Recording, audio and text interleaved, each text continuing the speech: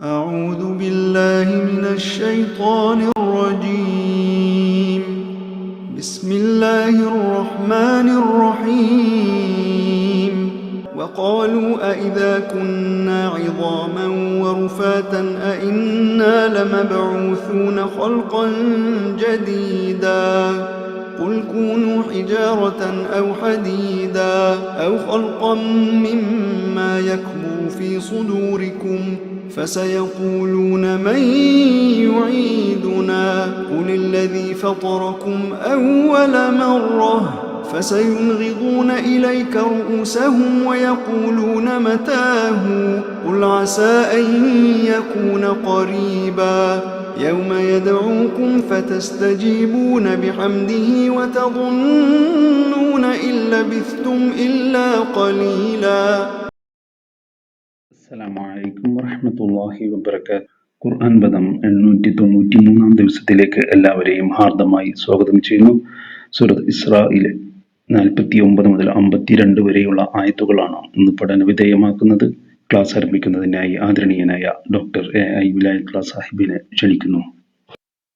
അസ്സലാമു അലൈക്കും വറഹ്മത്തുള്ളാഹി വബറകാതുഹു. അഊദു ബില്ലാഹി മിനശ് ശൈത്വാനിർ റജീം. ബിസ്മില്ലാഹിർ റഹ്മാനിർ റഹീം. വഖാലു അഇദാ കുന്നാ ഇളാമൻ വറുഫാതാ ഫഇന്നാ ലമബ്ഊഥൂന ഖൽഖൻ ജദീദാ قل كونوا حجارة أو حديدا أو خلقا مما يكبر في صدوركم فسيقولون من يعيدنا قل الذي فطركم أول مرة فسينغضون إليك رؤوسهم ويقولون متاه وقل عسى أن يكون قريبا يوم يدعوكم فتستجيبون بحمده وتظنون إن لبثتم إلا قليلا. صدق الله العلي العظيم. സൂറത്തുൽ ഇസ്രായിലെ 49 മുതൽ 52 വരെയുള്ള ഏതാനും ചെറിയ ആയത്തുകളാണ് നമ്മളിന്ന് പഠന വിധേയമാക്കുന്നത്. ആ ഭാഗമാണ് നിങ്ങളെ ഓതി കേൾപ്പിക്കുകയുണ്ടായത്.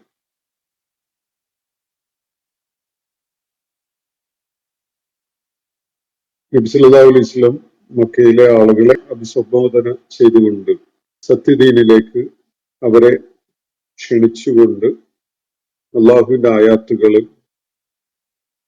അവരെ കേൾപ്പിച്ചുകൊണ്ടിരിക്കുന്ന ഘട്ടത്തില് അവരിലേറെ പേർക്കും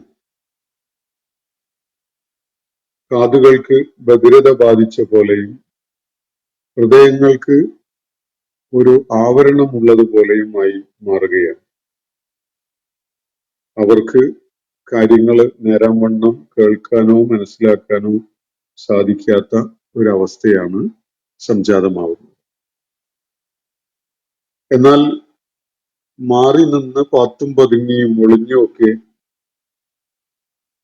നബി സല്ലല്ലാഹു അലൈഹി വസല്ലം ജനങ്ങളെ കേൾപ്പിച്ചുകൊണ്ടിരിക്കുന്ന സംഗതി കേൾക്കാൻ ശ്രമിച്ചുകൊണ്ട് അതിനെതിരിൽ എങ്ങനെ പ്രതികരിക്കണം എന്നതിനെ കുറിച്ച് രഹസ്യമായി അവര് കൂടിയാലോചന നടത്തുകയൊക്കെ ചെയ്യുന്നു.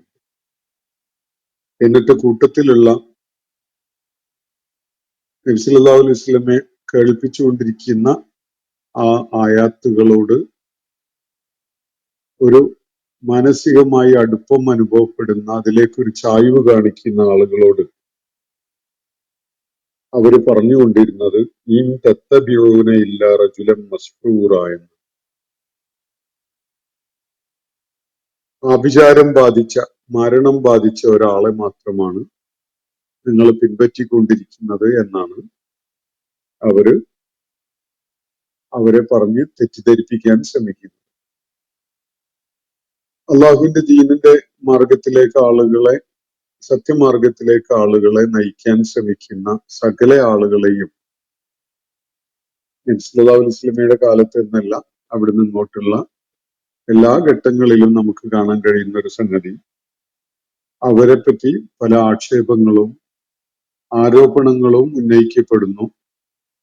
എന്നിട്ട് ജനങ്ങൾ അവർക്ക് വേണ്ട ശ്രദ്ധ കൊടുക്കുന്നത് ഇല്ലാതാക്കാൻ വേണ്ടിയുള്ള നിരന്തരമായ ശ്രമങ്ങൾ നടക്കുന്നു എന്നതാണ് നമുക്ക് കാണാൻ കഴിയുന്ന ഒരു കാര്യം.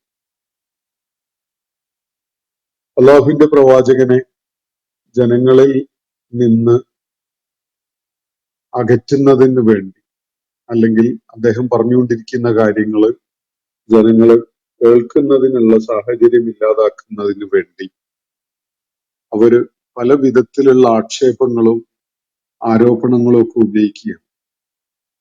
അതിനുവേണ്ടി നബി സല്ലല്ലാഹു അലൈഹി വസല്ലമയെ അവര് പല വിധത്തിലുള്ള ഉപമകൾ കൊണ്ട് വിവരിക്കുകയാണ്. ഫളല്ലു, അതിന്റെയൊക്കെ ഫലം അവര് പിഴച്ചുപോയി എന്നതാണ്. ഫലാ യസ്തതിഊന സബീല, അവരെ സംബന്ധിച്ചിടത്തോളം സത്യമാർഗത്തിലേക്ക് തിരികെ എത്തുക എന്നത് സാധ്യമല്ല എന്നതാണ് അതിന്റെ ഒരു പരിണിതിയായി സംഭവിക്കാൻ പോകുന്നത് എന്നതാണ് ഇന്നലെ നമ്മൾ വായിച്ച ഭാഗത്ത് ചൂണ്ടിക്കാണിക്കപ്പെട്ട കാര്യങ്ങൾ. അതിനുശേഷം ഇന്ന് നമ്മൾ വായിച്ച ഭാഗം നബി സല്ലല്ലാഹു അലൈഹി വസല്ലമയുടെ അവരുടെ മുന്നിൽ അവതരിപ്പിക്കുന്ന ആ ആയാത്തുകളോടും ആശയങ്ങളോടും നബി സല്ലല്ലാഹു അലൈഹി വസല്ലം മുന്നോട്ട് വെക്കുന്ന ആ വീക്ഷണത്തോടും ഒക്കെ പ്രതികരിച്ചുകൊണ്ട് അവര് ഉന്നയിക്കുന്ന ഒരു ചോദ്യമാണ് ഇന്ന് നമ്മൾ വായിച്ച ഭാഗത്ത് അടങ്ങിയിട്ടുള്ളത്. വഖാലു, അവർ പറയുന്നത് ഇങ്ങനെയാണ്, എന്ത്, ഞങ്ങള് എല്ലും തുരുമ്പുമായി കഴിഞ്ഞതിന് ശേഷം ഖൽഖൻ ജദീദ, ഒരു പുതു സൃഷ്ടിയായിട്ട് നമ്മൾ വീണ്ടും ഉയർത്തെഴുന്നേൽപ്പിക്കപ്പെടുമെന്നോ? ഇതാണ് അവർ ചോദിക്കുന്ന ഒരു ചോദ്യം. ഇത് മക്കയിലെ ആളുകൾ എന്നല്ല, എല്ലാ കാലഘട്ടത്തിലും സത്യദീനിന്റെ സന്ദേശത്തിനോട് പ്രതികരിച്ചുകൊണ്ട് ആളുകൾ ഉയർത്തിയിട്ടുള്ള, ഇന്നും ഉന്നയിച്ചുകൊണ്ടിരിക്കുന്ന ചോദ്യം തന്നെയാണ്. ഇന്നലെ നമ്മൾ വായിച്ച ഭാഗത്ത്, അല്ലെങ്കിൽ അതിന്റെ തൊട്ടു മുമ്പുള്ള ഭാഗത്ത്, ഈ ആളുകള് സത്യമാർഗത്തിലേക്ക് വരുന്നതിന് തടസ്സമാവുന്നതിന്, സത്യമാർഗം ലഭിക്കാനുള്ള ഒരു ഭാഗ്യം അവർക്ക് സിദ്ധിക്കാതെ പോകുന്നതിന്റെ കാരണമായിട്ട് അള്ളാഹു ചൂണ്ടിക്കാണിച്ചത് അവര് ലാ യുഅ്മിനൂന ബിൽ ആഖിറ എന്നതാണ്. ഒരു പുനരുത്ഥാനത്തിൽ അവർ വിശ്വസിക്കുന്നില്ല എന്നതാണ്. മരണാനന്തരം പുനരുജ്ജീവിപ്പിക്കപ്പെടുന്നു എന്നത്, അള്ളാഹുവിന്റെ മുന്നിൽ വിചാരണക്കായി ഹാജരാക്കപ്പെടുന്നു എന്ന സംഗതി അവർക്ക് സ്വീകാര്യമായിട്ടില്ല എന്നതിനാലാണ് അവര് ഈ ഭാഗ്യം സിദ്ധിക്കാതെ പോയ ആളുകളായി മാറുന്നത് എന്നതാണ് അവിടെ ചൂണ്ടിക്കാണിക്കപ്പെട്ടിട്ടുള്ള കാര്യം. അതിന്റെ ഒരു തുടർച്ചയായിട്ട് തന്നെയാണ് അക്കാര്യം ഒന്നുകൂടി ഊന്നലോടുകൂടി പറയുന്ന വിധത്തിലാണ് ഇന്ന് നമ്മൾ വായിച്ചു തുടങ്ങിയ ഭാഗത്തുള്ളത്. വഖാലു, ഈ നിഷേധികൾ ചോദിക്കുന്നത് എങ്ങനെയാണ്,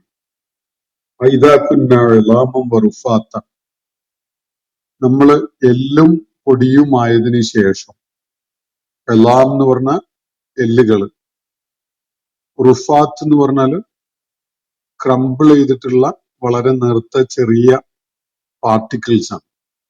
മനുഷ്യ ശരീരം മറമാടപ്പെട്ടതിന് ശേഷം, മരിച്ചുപോയ ആളുകളെ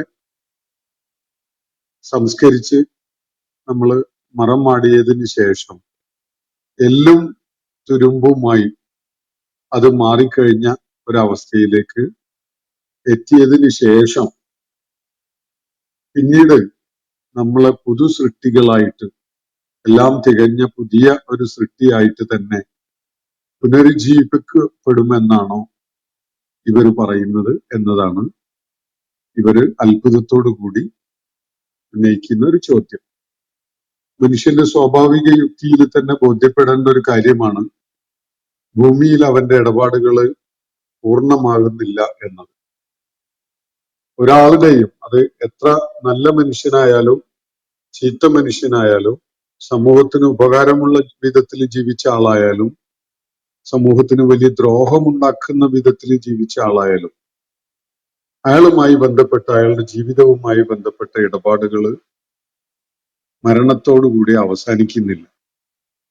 കണക്കുകൾ സെറ്റിൽഡ് ആവുന്നില്ല.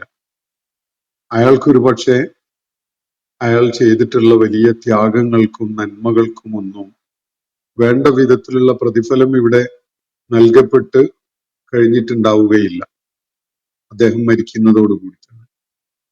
അതേപോലെ ഒരു ദുഷ്ടനായ ഒരു മനുഷ്യന്റെ കർമ്മങ്ങൾ, ആളുകൾക്കുണ്ടാക്കിയ ദ്രോഹം, ഭൂമുഖത്തുണ്ടാക്കിയിട്ടുള്ള കുഴപ്പങ്ങൾ, ഈ ആവാസ വ്യവസ്ഥക്ക് തന്നെ അയാളെ ഏൽപ്പിച്ചിട്ടുണ്ടാവാനിടയുള്ള പരിക്കുകൾ, ഇതിനൊന്നും വേണ്ട വിധത്തില് ഒരു തിരിച്ചടിയോ ഒരു ശിക്ഷയോ ഒരു നടപടിയോ ഒന്നും അയാൾ അനുഭവിച്ചിട്ടുണ്ടാവില്ല. ഭാഗികമായിട്ട് മാത്രമാണ് ആർക്കെങ്കിലും ഒരുപക്ഷെ അത് അനുഭവിക്കേണ്ടി വരുന്നുണ്ടെങ്കിൽ ഭാഗികമായിട്ട് മാത്രമാണ് അനുഭവിക്കാൻ സാധിക്കുന്നത്. അപ്പോ ഒരു കണക്ക് തീർക്കാതെയാണ് ഓരോരുത്തരും ഭൂമുഖത്തുനിന്ന് വിട വാങ്ങുന്നത് എന്നത് എല്ലാവർക്കും എളുപ്പത്തിൽ മനസ്സിലാവും. സ്വാഭാവികമായിട്ട് മനുഷ്യബുദ്ധിയുടെ ഒരു തേട്ടം ഇതിന്റെ ഒരു പൂർത്തീകരണത്തിന് ഒരു അവസരം ഉണ്ടാവേണ്ടതുണ്ട് എന്നതാണ്. ഈ അവസരം അവരെ കാത്തിരിക്കുന്നു, അത് വരാനിരിക്കുന്നു എന്നതാണ് ഖുർആൻ മുന്നോട്ട് വെക്കുന്ന, പ്രവാചകന്മാര് പഠിപ്പിക്കുന്ന അധ്യാപനങ്ങളിൽ വളരെ പ്രധാനപ്പെട്ട ഒന്ന്. അത് പാരത്രിക ജീവിതത്തിലുള്ള, വിചാരണയിലുള്ള, രക്ഷാശിക്ഷയിലുള്ള വിശ്വാസമാണ്. ഈ ഒരു കാര്യം അവിശ്വാസത്തോടു കൂടി ഉൾക്കൊള്ളാൻ കഴിയാത്ത വിധത്തിൽ ഇവര് ഉന്നയിക്കുകയാണ്. വഖാലു, അവര് അത്ഭുതത്തോടു കൂടി, അവിശ്വാസത്തോടു കൂടി ചോദിക്കുന്നത് ഇങ്ങനെയാണ്: ഐദാ കുന്നാ ഇളാമൻ വറുഫാത്ത, ഞങ്ങള് ഇളാമും റുഫാത്തുമായി മാറിക്കഴിഞ്ഞതിന് ശേഷവും അഇന്നാ ലമബ്ഊസൂൻ, ഞങ്ങള് പുനരുജ്ജീവിപ്പിക്കപ്പെടാൻ പോവുകയാണോ, ഖൽഖൻ ജദീദ, ഒരു പുതിയ സൃഷ്ടി എന്നുള്ള നിലക്ക്, നമ്മളൊരു പുതിയ സൃഷ്ടി എന്നുള്ള നിലക്ക് വീണ്ടും ഉയർത്തെഴുന്നേൽപ്പിക്കപ്പെടുവാൻ പോവുകയാണോ, എല്ലും തുരുമ്പുമായി മാറിയതിന് ശേഷം എന്നാണ് ഇവര് ചോദിക്കുമ്പോൾ. അത് അവരെ സംബന്ധിച്ചിടത്തോളം ഇമ്പോസിബിൾ ആണ് എന്നാണ് അവരുടെ ഈ ചോദ്യത്തിൽ നിന്ന് മനസ്സിലാക്കാൻ സാധിക്കുന്ന കാര്യം. വിശുദ്ധ ഖുർആൻ ഈ വിഷയം കൈകാര്യം ചെയ്യുന്ന ഒരേ ഒരു സന്ദർഭമല്ല ഇത്. ഖുർആനിലുടനീളം പലയിടങ്ങളിലായിട്ട് ഈ വിഷയം അള്ളാഹു അഡ്രസ് ചെയ്യുന്നത് കാണാൻ പറ്റും.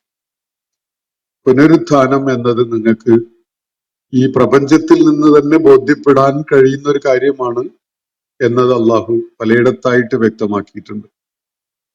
നൂറ്റാണ്ടുകളോളം മഴ ലഭിക്കാതെ മരുഭൂമിയായി കിടക്കുന്ന പ്രദേശത്ത് അള്ളാഹു മഴ വർഷിപ്പിച്ച് തീർത്തും അപ്രതീക്ഷിതമായി നിമിഷങ്ങൾക്കും മണിക്കൂറുകൾക്കും ഒക്കെ ഉള്ളിലായി അവിടെ ജീവൻ കിളിർത്തു വരുന്നത് കാണുന്നതിനെ ചൂണ്ടിക്കാണിച്ചുകൊണ്ട് അള്ളാഹു പറയുന്നത് അതുപോലെ തന്നെയാണ് പുനരുത്ഥാനം എന്നതാണ്. പുനരുജ്ജീവിപ്പിക്കപ്പെടുക എന്നത് അള്ളാഹുവിനെ സംബന്ധിച്ചിടത്തോളം അത്രയും ലളിതവും നിസ്സാരവും ഒക്കെയാണ്. യാതൊരു പ്രയാസമുള്ള സംഗതിയല്ല.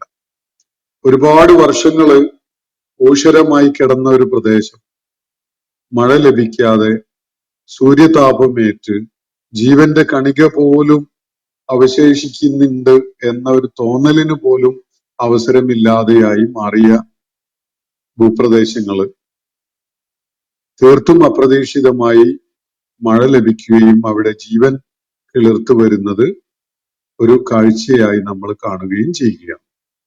ഈ ഒരു കാര്യം ചൂണ്ടിക്കാണിച്ചുകൊണ്ടാണ് അള്ളാഹു പറയുന്നത് അത്രയും ലളിതമാണ്, അത്രയും നിസ്സാരമാണ് എന്ന്. ഈ പ്രപഞ്ച സംവിധാനത്തിൽ തന്നെ അള്ളാഹു അത് മനുഷ്യന് ബോധ്യപ്പെടുന്ന വിധത്തില് പല സംഗതികളിലൂടെയുമായിട്ട് അത് അടയാളപ്പെടുത്തി വെച്ചിട്ടുണ്ട്. ഇതിന്റെ വളരെ ആഴത്തിലുള്ള ദാർശനികവും ശാസ്ത്രീയവും ഒക്കെയായ അന്വേഷണങ്ങൾ ധാരാളം നടന്നിട്ടുണ്ട്, നടക്കുന്നുണ്ട്. അതിലേക്കൊന്നും പോകേണ്ടതില്ല. ഒരു സാധാരണ മനുഷ്യന്റെ സ്വാഭാവിക യുക്തിയുടെ തലത്തിൽ തന്നെ ബോധ്യപ്പെടുന്ന ഒരു കാര്യമാണ് മനുഷ്യന് മരണാനന്തരം ഒരു ഉയർത്തെഴുന്നേൽപ്പ് സംഭവിക്കാനിരിക്കുന്നു എന്നത്. ഇതിനെ അവിശ്വസിച്ചുകൊണ്ടാണ് ഈ ആളുകൾ ചോദിക്കുന്നത്. വഖാലു, അവരുന്നയിക്കുന്ന ചോദ്യം ഇങ്ങനെയാണ്: ഐദാ കുന്നാ ഇളാമൻ വറുഫാത്ത, മനുഷ്യന്റെ ശരീരം മണ്ണിൽ വെച്ച് കഴിഞ്ഞാൽ പിന്നെ അത് മാസങ്ങൾക്കോ ആഴ്ചകൾക്കോ മാസങ്ങൾക്കോ ഒക്കെ ഉള്ളിലായിട്ട് ശരീരത്തിലെ മാംസം പൂർണ്ണമായിട്ട് നശിച്ചു പോവുകയാണ്.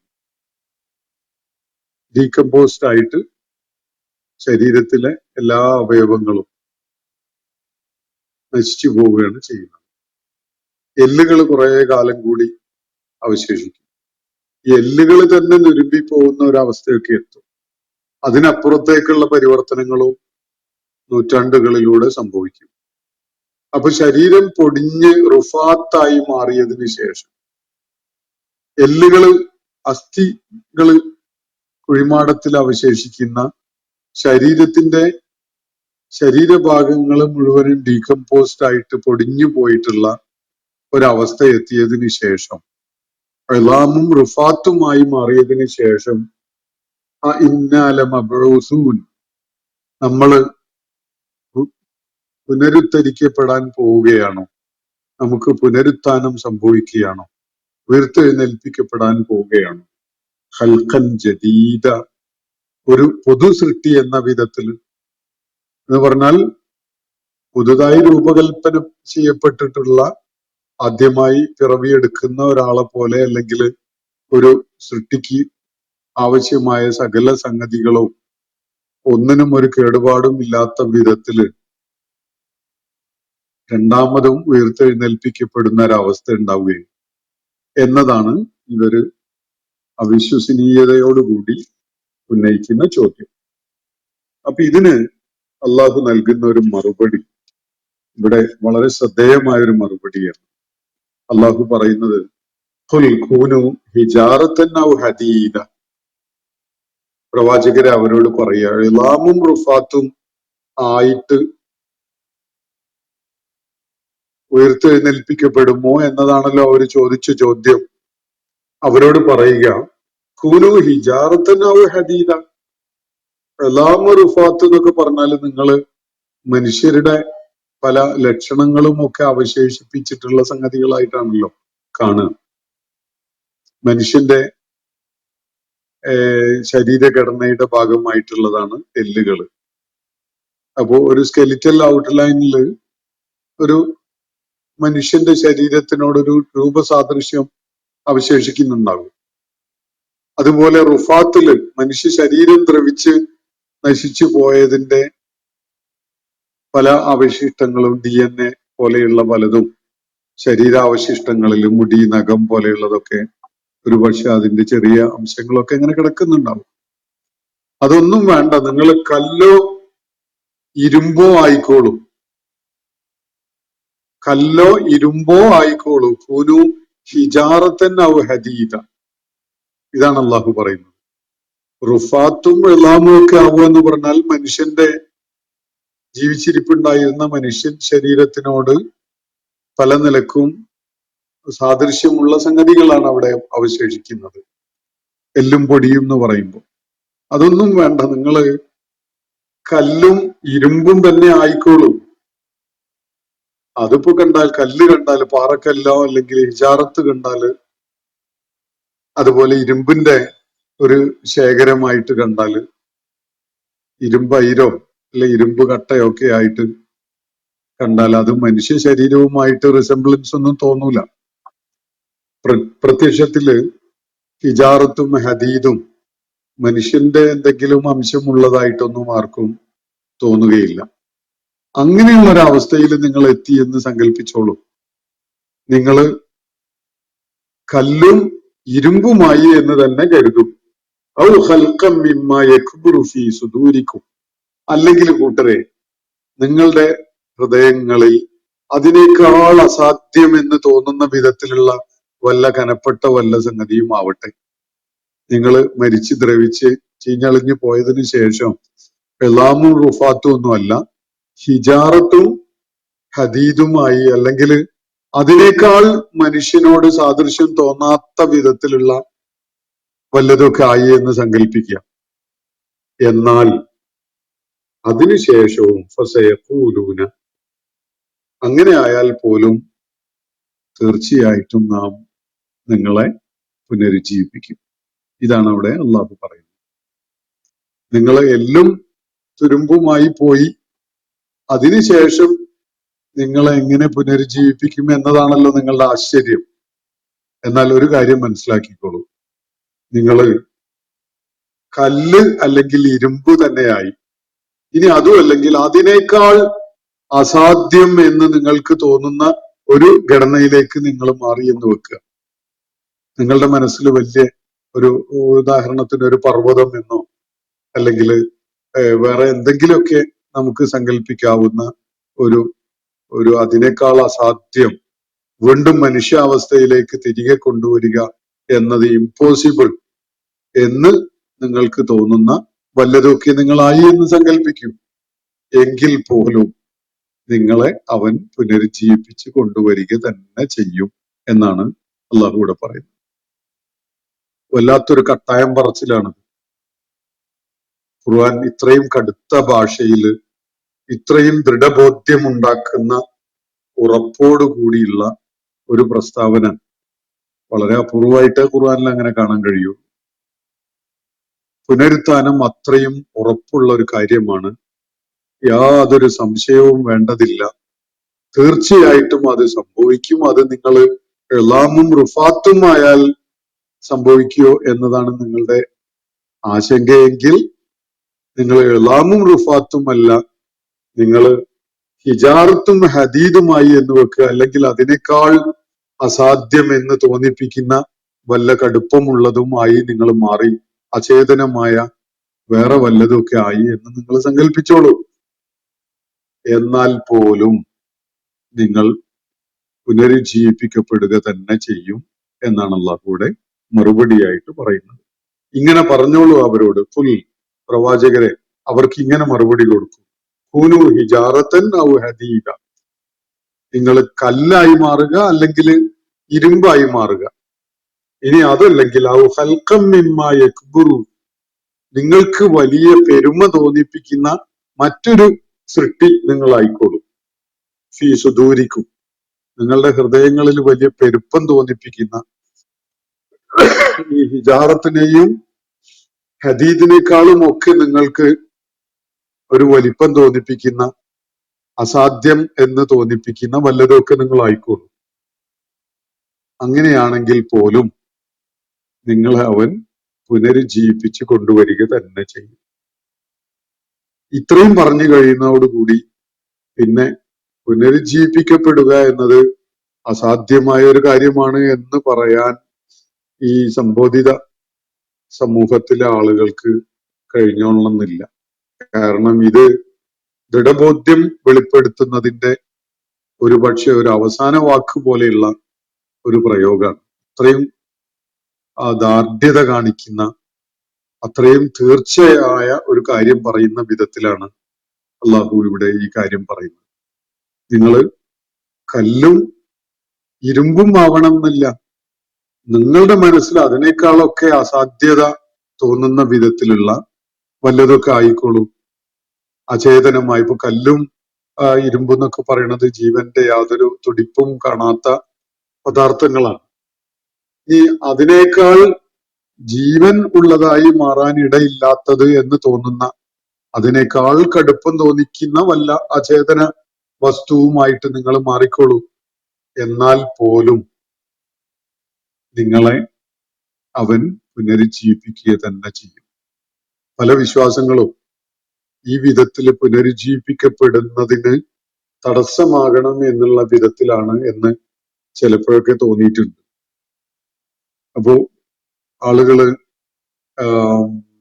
ക്രിമേഷൻ ചെയ്യുന്നത്, ശരീരം മരിച്ച ആളുടെ ശരീരം കത്തിച്ചു കളയുന്നത്, അത് ചാരമാക്കുന്നത്, അത് സമുദ്രത്തിലോ പുഴയിലോ ഒക്കെ ഒഴുക്കി കളയുന്നത് ഒക്കെ തന്നെ ഇങ്ങനെ ഒരു തിരിച്ചു വിളിക്കൽ ഉണ്ടാവരുത് എന്ന വിധത്തിലൊക്കെയാണ് എന്ന് തോന്നിപ്പോകും ചിലപ്പോൾ. അല്ലാഹു അഅലം, എനിക്കറിയില്ല അതിനെക്കുറിച്ച്.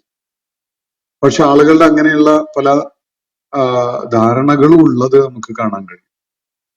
ശവം മലമുകളിലൊക്കെ കൊണ്ടുപോയി വെച്ച് കഴുകന് ഭക്ഷിക്കാൻ വേണ്ടി അവസരം ഉണ്ടാക്കി കൊടുക്കുന്നത്, അതുപോലെ ചിതയൊരുക്കിയിട്ട് ചിതയിൽ വെച്ച് കത്തിച്ചു കളയുന്നത്, ചാരം എടുത്ത് പുഴയിലോ സമുദ്രത്തിലോ ഒക്കെ ഒഴുക്കി കളയുന്നത് ഒക്കെ അങ്ങനെയുള്ള ചില ആചാരങ്ങളായിട്ട് തോന്നാം. എന്തായാലും മനുഷ്യന്റെ മരണാനന്തര സാധ്യതയെ കുറിച്ചുള്ള ഓരോ ധാരണകൾ വെച്ചുകൊണ്ടാണ് ഇത്തരം ആശയങ്ങളും ഇത്തരം ആചാരങ്ങളൊക്കെ നിലവിൽ വന്നിട്ടുണ്ടാവാൻ സാധ്യതയുള്ളത് എന്നാണ് തോന്നുന്നത്. എന്നാൽ ഒരു കാര്യം അള്ളാഹു ഇവിടെ തീർത്തു പറയുന്നത്, നിങ്ങൾ തീർച്ചയായിട്ടും പുനരുജ്ജീവിപ്പിക്കപ്പെടുക തന്നെ ചെയ്യും. അത് എല്ലും പൊടിയുമായി മാറിയാൽ പോലും എന്ന് ആശ്ചര്യപ്പെടേണ്ട. നിങ്ങൾ കല്ലും ഇരുമ്പുമായി മാറിയാൽ പോലും, അതല്ലെങ്കിൽ അതിനേക്കാൾ ജീവൻ ഉണ്ടാവാനുള്ള, തിരിച്ചു വരാനുള്ള സാധ്യത വളരെ അസാധ്യമെന്ന് വരുത്തുന്ന വിധത്തിലുള്ള എന്ത് തന്നെ നിങ്ങളുടെ മനസ്സിൽ സങ്കല്പിക്കാൻ പറ്റുന്നുണ്ടോ, അങ്ങനെയൊക്കെ നിങ്ങളായി മാറിയാൽ പോലും നിങ്ങളെ തിരികെ കൊണ്ടുവരും എന്നാണ് അള്ളാഹു ഇവിടെ പറയുന്നത്. ബഹിരാകാശ യാത്ര നടത്തുന്ന ആളുകള് ചന്ദ്രനിലേക്കോ മറ്റോ ഒക്കെ സാധിക്കുകയാണെങ്കിൽ, യാത്ര ചെയ്തെത്താൻ കഴിയുന്നവര് അവിടെയൊക്കെ എത്തിപ്പെട്ടു പോയി, അവിടുന്ന് അങ്ങ് മരിച്ചുപോയി എന്ന് സങ്കല്പിക്കുക. എന്നാ പിന്നെ അവര് പുനരുജ്ജീവിപ്പിക്കപ്പെടുകയില്ലേ എന്ന ഒക്കെയുള്ള ചോദ്യങ്ങളുണ്ടല്ലോ. അത്തരം ചോദ്യങ്ങളൊക്കെ നമുക്ക് ഈ കോണ്ടെക്സ്റ്റിൽ പരിഗണിക്കാവുന്നതാണ്. അള്ളാഹു പറയുന്നത്, നിങ്ങൾക്ക് മരണശേഷം എന്ത് തന്നെ സംഭവിച്ചാലും നിങ്ങളെ തിരികെ കൊണ്ടുവരിക, പുനരുജ്ജീവിപ്പിക്കുക എന്നത്, ഒരു ഖൽഖുൻ ജദീദായിട്ട് നിങ്ങളെ വീണ്ടും കൊണ്ടുവരിക എന്നത് അള്ളാഹുവിനെ സംബന്ധിച്ചിടത്തോളം യാതൊരു പ്രയാസവുമുള്ള കാര്യമേ അല്ല എന്നതാണ് അള്ളാഹുവിടെ ചൂണ്ടിക്കാണിക്കുന്നത്. എന്നിട്ട് അങ്ങനെ പറഞ്ഞു കഴിയുമ്പോൾ അവര് ഫസയഖൂലൂന, അവര് ചോദിക്കുന്നു, മയ്യൊഴീദുന, ആരാണ് ഈ വിധത്തില് നമ്മളെ അങ്ങനെ പുനരുജ്ജീവിപ്പിക്കുക, പറയുക. എന്നിട്ട് അതിനുള്ള ഉത്തരം പറയാനാണ് നബിയോട് പറയുന്നത്. ഖുൽ, പ്രവാചകരെ അവർക്ക് മറുപടി നൽകുക, അല്ലദീ ഫതറക്കും അവ്വല മർറ, ഒന്നാമത്തെ വട്ടം ആരാണോ നിങ്ങളെ സൃഷ്ടിച്ചിട്ടുള്ളത് അവൻ തന്നെയാണ് നിങ്ങളെ തിരികെ കൊണ്ടുവരിക. നിങ്ങളെ പുനരുജ്ജീവിപ്പിക്കുക ആരാണ് എന്നതാണല്ലോ നിങ്ങളുടെ ചോദ്യം. മയ്യൊഴീദുന, നമ്മെ ഈ വിധം ആവർത്തിച്ച് കൊണ്ടുവരുന്നവൻ ആരാണ്, മടക്കി കൊണ്ടുവരുന്നവൻ ആരാണ് എന്നതാണ് ഉന്നയിക്കപ്പെട്ട ചോദ്യം.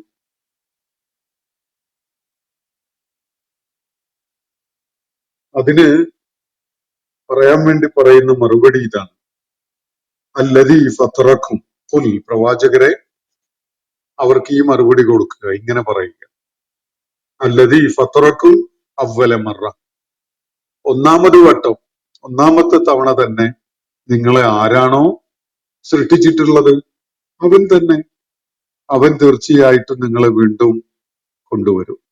അപ്പൊ ഒന്നാമത്തെ വട്ടം ഒന്നുമില്ലായ്കയിൽ നിന്ന് നിങ്ങളെ സൃഷ്ടിച്ച് രൂപകൽപ്പന ചെയ്ത് ഉണ്ടാക്കി കൊണ്ടുവരാൻ ഒരുവന് കഴിഞ്ഞിട്ടുണ്ടല്ലോ. അതിനെ നിങ്ങൾ നിഷേധിക്കുന്നില്ലല്ലോ. നിങ്ങളുണ്ടായി, നിങ്ങളുണ്ട് എന്നത് തന്നെ അതിനുള്ള തെളിവാണ്.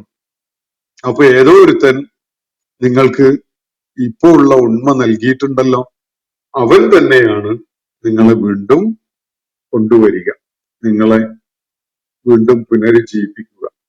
ഫസയുൻഖിളൂന ഇലൈക. അങ്ങനെ പറഞ്ഞാൽ അവരെന്ത് ചെയ്യും? ഫസയുൻഖിളൂന ഇലൈക, അവര് നിന്നിലേക്ക് അങ്ങനെ തുറിച്ചു നോക്കും. അവരുടെ റൂസവും, തലയാട്ടിക്കൊണ്ടാണ്, മേലോട്ടും താഴോട്ടും തല കുലുക്കിക്കൊണ്ട് അവര് നിന്നെ നിരീക്ഷിക്കും, നിന്നെ നോക്കും. തല അത് അവിശ്വാസം കാണിച്ചുകൊണ്ട് അല്ലെങ്കിൽ അവരുടെ ആശ്ചര്യം പ്രകടിപ്പിച്ചുകൊണ്ടൊക്കെ ഉള്ള ഒരു ജസ്റ്റർ ആയിട്ടാണ് മനസ്സിലാക്കാൻ പറ്റുന്നത്.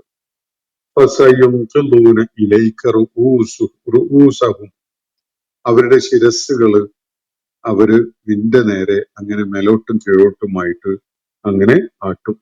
വയഖൂലൂന, എന്നിട്ട് അവരിങ്ങനെ പറയും, മതാഹുവ, എങ്കിൽ അത് എപ്പോഴാണ്?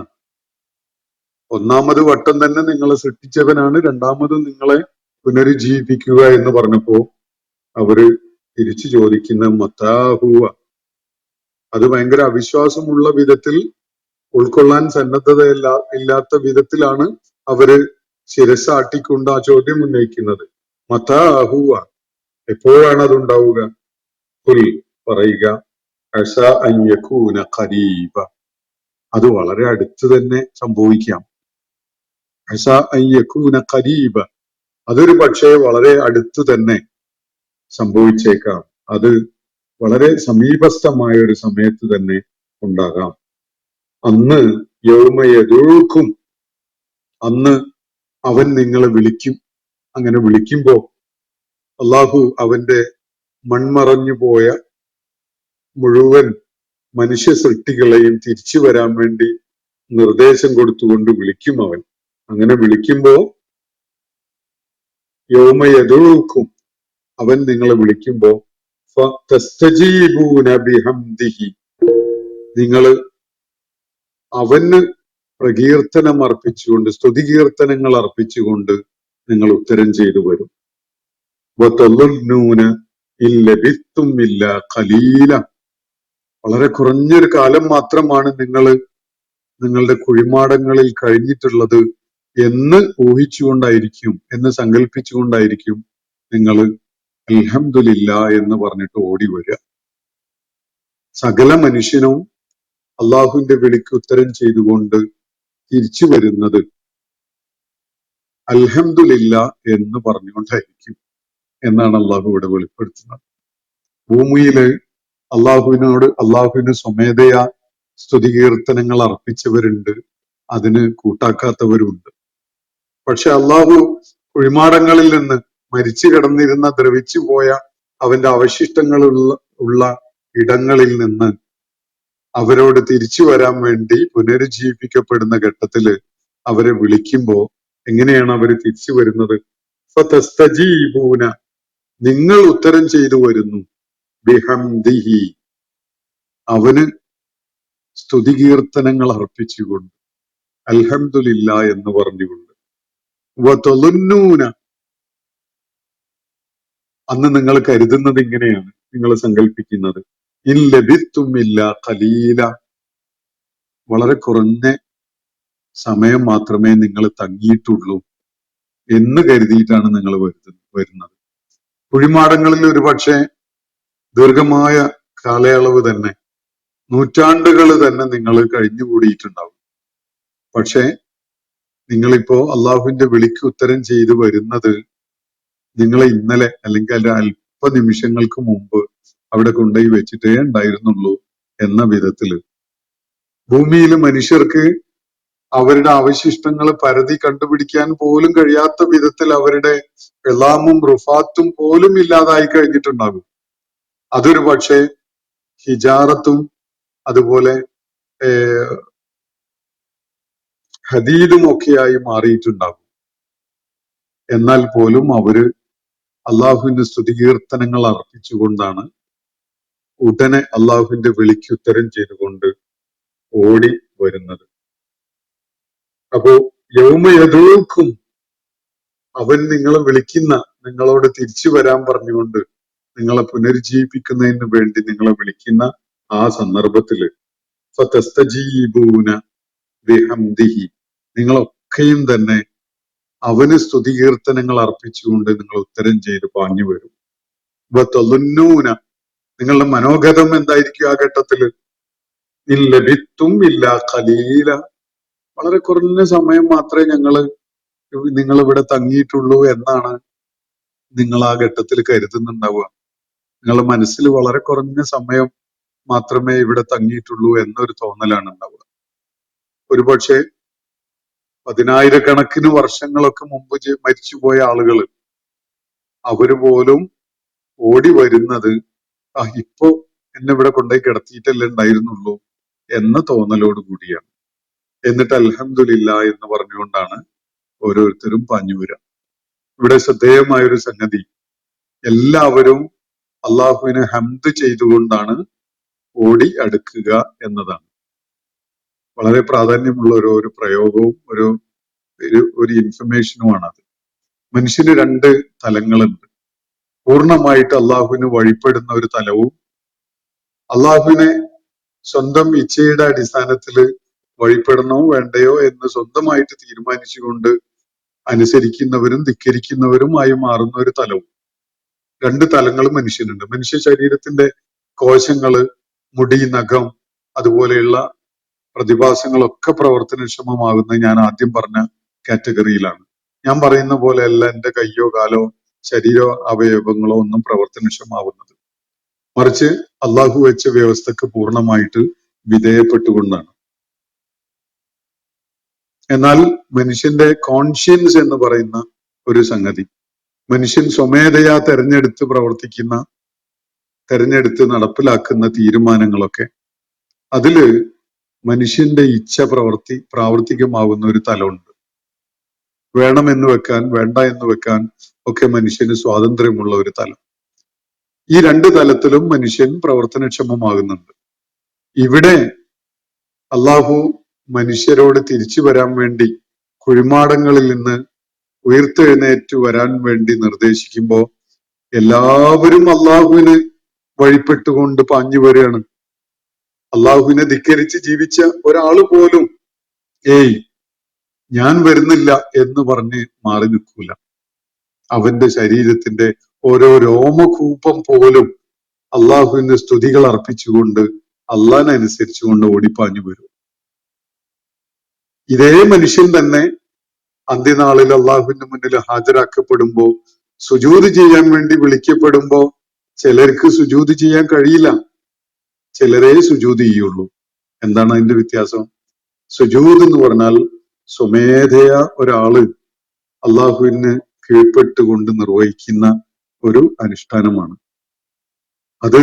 അതിന് വില്ലിങ് ആയ ആളുകളാണ് ചെയ്യുക. ഭൂമുഖത്ത് അങ്ങനെ ചെയ്ത ആളുകൾക്കാണ് പാരത്രിക ലോകത്ത് അങ്ങനെ ചെയ്യാൻ സാധിക്കുക. ഭൂമുഖത്തായി ചെയ്യാൻ കൂട്ടാക്കാതെ ഇരുന്നവര് അവരുടെ കൈകാലുകൾ അതിനു വേണ്ടി വഴങ്ങിക്കൊടുത്തുകൊണ്ട് സുജൂദ് നിർവഹിക്കുന്നവരായിട്ടല്ല അള്ളാഹുവിന്റെ മുന്നിലെത്തുക. എന്നാൽ അള്ളാഹു നിർദ്ദേശിക്കുമ്പോ, വരൂ നിങ്ങളെല്ലാവരും തിരിച്ച് ജീവൻ ഉള്ളവരായിക്കൊണ്ട് എന്റെ അടുക്കലേക്ക് തിരികെ വരൂ എന്ന് അള്ളാഹു നിർദ്ദേശിക്കുമ്പോ, ധിക്കാരിയായ മനുഷ്യനും അള്ളാഹുവിന് വഴിപ്പെട്ട മനുഷ്യനും ഒരുപോലെ അവന്റെ ശരീരത്തിലെ സകല അവയവങ്ങളും പ്രവർത്തനക്ഷമമായിട്ട് ഞങ്ങൾ ഇതാ വന്നിരിക്കുന്നു എന്ന് അള്ളാഹുവിനോട് ഹംദ് ചെയ്തുകൊണ്ട് അവർ പാഞ്ഞു വരും. അത് അള്ളാനെയാണ് അവര് പൂർണ്ണമായിട്ട് അനുസരിക്കുന്നത്. അവര് ഞങ്ങൾ ഭൂമുഖത്ത് അള്ളാഹുവിനെ അംഗീകരിക്കാത്തവരായിരുന്നു എന്ന് പറഞ്ഞുകൊണ്ട് അവരുടെ ശരീരം അള്ളാഹുവിന്റെ അടുക്കലേക്ക് തിരികെ എത്താതിരിക്കുകയില്ല എന്നതാണ് ഇവിടെ സൂചിപ്പിക്കപ്പെടുന്ന ഒരു കാര്യം. അന്ന് എല്ലാവരും ഉത്തരം ചെയ്തു വരുന്നത് നിങ്ങളൊക്കെയും തന്നെ അവനെ ഹംദ് ചെയ്തുകൊണ്ട്, അവന് സ്തുതികീർത്തനങ്ങൾ അർപ്പിച്ചുകൊണ്ട് ഉത്തരം ചെയ്ത് പാഞ്ഞു വരും. നിങ്ങളുടെ ഒക്കെ മനസ്സിലുണ്ടാവുക ആ ഘട്ടത്തിൽ കുറഞ്ഞ നേരം മാത്രമേ ഞങ്ങൾ ഇങ്ങനെ അവശേഷിച്ചിട്ടുള്ളൂ, തങ്ങിയിട്ടുള്ളൂ എന്നാണ് നിങ്ങളുടെ മനസ്സിലുണ്ടാവുക. ആ വിധത്തിലാണ് നിങ്ങൾ തിരികെ പാഞ്ഞെത്തുക. അത്രയും ലളിതമാണ്, നിസ്സാരമായിട്ട് അള്ളാഹുവിന് ചെയ്യാൻ കഴിയുന്ന കാര്യമാണ് എന്നാണ് അള്ളാഹുവിടെ സൂചിപ്പിക്കുന്നത്. നമ്മൾ വായിച്ച ഭാഗത്ത് അടങ്ങിയിട്ടുള്ള കുനു ഹിജാറത്തൻ ഔ ഹദീദ എന്ന് പറഞ്ഞ ആ പ്രയോഗത്തില് വലിയ ഗവേഷണ സാധ്യത അടങ്ങിയിട്ടുള്ളതായി പല അന്വേഷകരും സൂചിപ്പിക്കുന്നുണ്ട്. മനുഷ്യ ശരീരം മറമാടിയതിന് ശേഷം നൂറ്റാണ്ടുകളിലൂടെ എന്ത് പരിവർത്തനങ്ങൾക്കൊക്കെയാണ് അത് വിധേയമാകുന്നത് എന്നതിന് ചില സൂചനകൾ ഇതിൽ അടങ്ങിയിട്ടുണ്ട് എന്നാണ് നിരീക്ഷിക്കപ്പെടുന്നത്. എല്ലാവർക്കും അറിയുന്ന ഈ റോക്ക് ഫോർമേഷൻ എന്നൊരു പ്രതിഭാസമുണ്ട്. കല്ല് ഉണ്ടായി വരുന്നതിന് പ്രപഞ്ചത്തിൽ ഒരു അള്ളാഹു വെച്ചൊരു വ്യവസ്ഥയുണ്ട്. റോക്ക് ഫോർമേഷൻ എന്നാണ് അതിന് പറയുക. അതൊരുപാട് നൂറ്റാണ്ടുകളിലൂടെയാണ് സംഭവിക്കുന്നത്. നമ്മൾ കല്ല് വെട്ടിയെടുത്ത് പലതിനും ഉപയോഗപ്പെടുത്തുന്ന ആളുകളാണ്. പക്ഷെ ഈ ഭൂമുഖത്ത് കല്ല് ഉണ്ടായിക്കൊണ്ടിരിക്കുന്നുണ്ട് എന്നതാണ് ശാസ്ത്രാന്വേഷണം വെളിപ്പെടുത്തുന്ന ഒരു സംഗതി. ഒരു പക്ഷെ മനുഷ്യ ശരീരവും ഇതുപോലെ ഈ റോക്ക് ഫോർമേഷനും അതുപോലെ ഇരുമ്പ് അടങ്ങിയിട്ടുള്ള പല മിശ്രിതങ്ങളും ഒക്കെ ഉണ്ടാവാൻ, അങ്ങനെയായി മാറാൻ ദീർഘമായ കാലം കൊണ്ട് ഭൂമിയിൽ അത്തരം പരിവർത്തനങ്ങൾക്ക് വിധേയമാകാനൊക്കെ സാധ്യതയുണ്ട് എന്നതിനുള്ള ഒരു സൂചന ഈ ആയത്തിൽ അടങ്ങിയിട്ടുണ്ട്. മനുഷ്യ ശരീരം ദീർഘമായ കാലം മണ്ണിലെങ്ങനെ കിടന്നാൽ അത് ഇളാമും റുഫാത്തുമായി മാറും. അതിനധികം ഒന്നും സമയം എടുക്കൂല. ഈ ഇളാമും റുഫാത്തും തന്നെ പിന്നീട് ഒരുപാട് നൂറ്റാണ്ടുകൾ പിന്നിടുന്നതോടുകൂടി ഈ റോക്ക് ഫോർമേഷനും അതുപോലെ ഇരുമ്പിന്റെ അയിര് ഒക്കെയായി മാറുന്നതിന് ഉപകരിക്കുന്ന പല എലമെന്റ്സും ശരീരത്തിൽ ഉണ്ടാവുമല്ലോ. ആ പ്രക്രിയയിലേക്കൊക്കെ അത് മാറിയെന്ന് വരും. അള്ളാഹു സൂചിപ്പിക്കുന്നത് ഇതിൽ അടങ്ങിയിട്ടുള്ള ഒരു സൂചന, ഇങ്ങനെ മനുഷ്യന്റെ ശരീരാവശിഷ്ടങ്ങള് പാറക്കല്ലുകളായി മാറുന്ന, പാറക്കല്ലുകൾ ഉണ്ടായി വരുന്നതിന്റെ ഭാഗമായി മാറിപ്പോയി എന്ന് തന്നെ കരുതുക.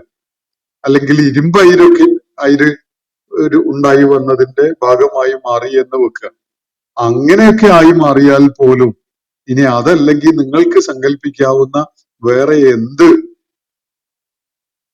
തിരിച്ച് ജീവനുള്ളതായി മാറാൻ സാധ്യതയില്ല എന്ന് നിങ്ങൾ കരുതുന്ന എന്ത് അചേതന രൂപത്തിലേക്ക് മാറിയാലും പുനരുജ്ജീവിക്കപ്പെടും എന്നാണ് ഇവിടെ നൽകപ്പെടുന്ന സൂചന. ഇന്നത്തെ സെഷൻ ഞാനിവിടെ അവസാനിപ്പിക്കുകയാണ്.